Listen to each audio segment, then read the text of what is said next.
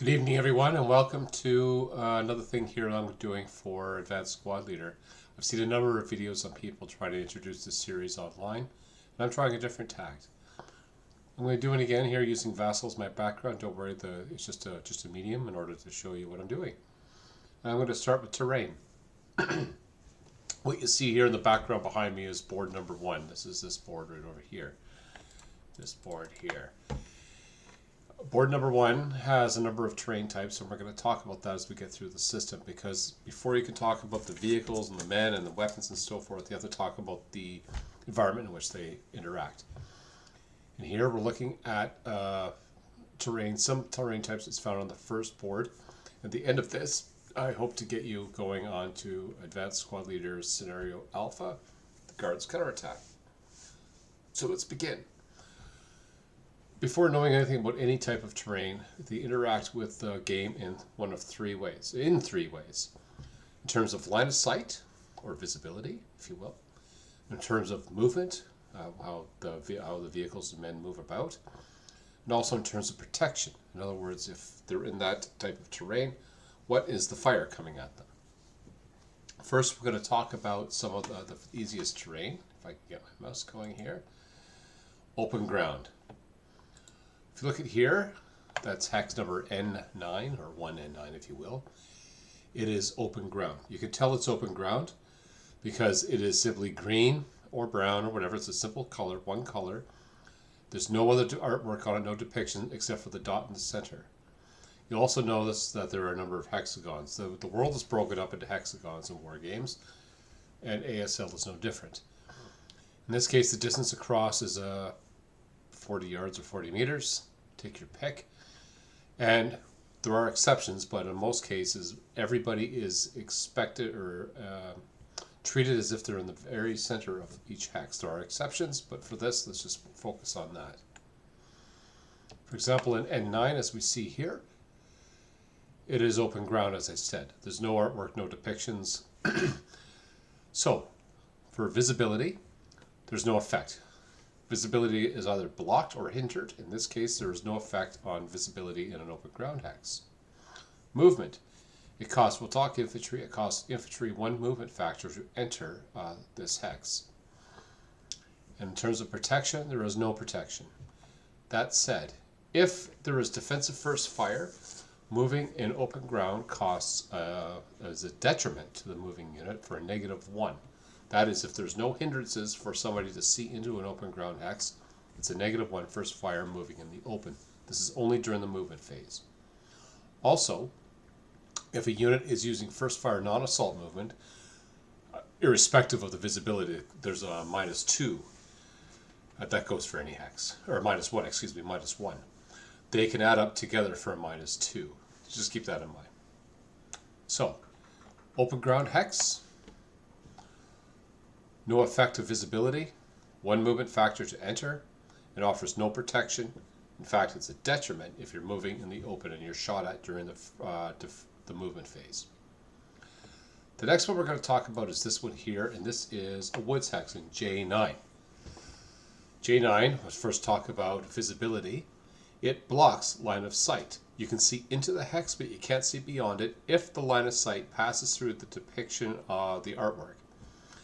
When you're playing live, what you do is you take a piece of thread, you string it across from the point you're looking at, the other point you're trying to look at, from to, if that makes sense. And if the artwork is visible on both sides, then the line of sight is blocked. That said, as a reminder, line of sight into the woods hex, you can see into it but not beyond. In terms of movement, it costs 2 movement factors to enter woods hexes. And in terms of protection, it offers a +1 modifier that's beneficial to the defender. If you're being shot at, there's a +1. There's exceptions. Mortars coming in or artillery coming in from above, there's actually a detriment of -1. We'll focus on the positives for direct fire.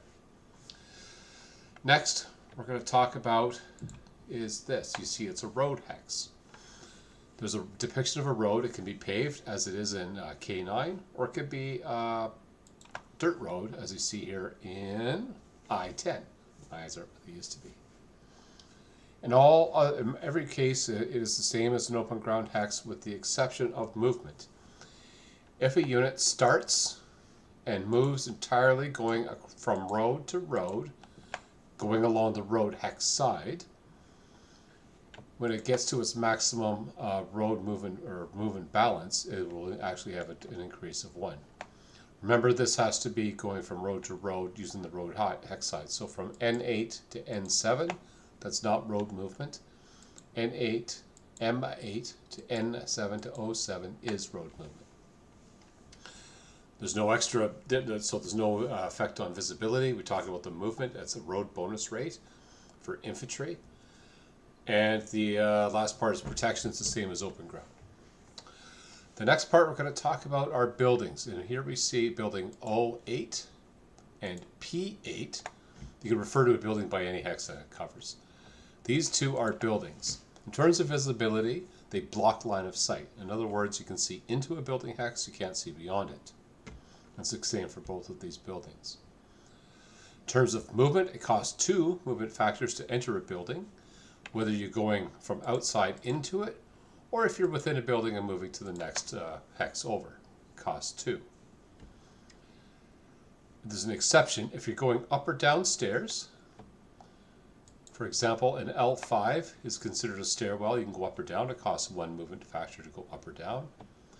And a hex with more than one, in a building with more than one hex, is considered to have 2 levels, level 0 and level 1, and is considered to be a stairwell in every hex. So there's one here, there's one here. To go up or down costs just 1. Finally, for protection, you'll notice that in O8 is brown and P8 is gray, I guess. One is a wooden building and one is a stone building. Their offer of protection is slightly different. The wooden building is an extra +2 when you enter, or if you're being shot at within it. And the last one, the stone building, is a protection of +3. Again, there are exceptions, for example, from artillery and stuff like that, but for all intents and purposes, we're talking about direct fire from either within the building to another hex, but it's all about the target hex. For example, there's an enemy here, and you're shooting at him from here, it's going to be a +3. There's an enemy here, and you're shooting from here, or anywhere for that matter, it's going to be a +3. Point to note, all DRMs for infantry fire are cumulative. For example, you could have a -2 leader firing during the movement phase against a target using non-assault movement in the open. First fire non-assault movement in the open is -1. Sorry, first fire moving in the open -1. First fire non-assault movement, another -1. And the -2 for the leader, that's a deadly -4 DRM. It's a terrible shot. You don't want to be caught in that. That said, if you're in a stone building using non-assault movement, there's +3 for the building, -1 for non-assault movement, and the example given, another -2 for the leader, would be a -0 shot if it's as defensive first fire. So that's the introduction to the globe or the world of ASL. I'm not going to go farther than this. This is a short video. The idea is just to get you in and see what the terrain does using only board number 1. Again, the aim is to be able to play the guards counterattack at the end of these. That's it. I hope you liked the video. Thumbs up if you like it. Subscribe if you already haven't. And I'll find a way to stop the stream. And thank you for tuning in. I see I have some viewers. I'll go on live and I'll have a look at the chat in a bit. Take care for now. Bye-bye.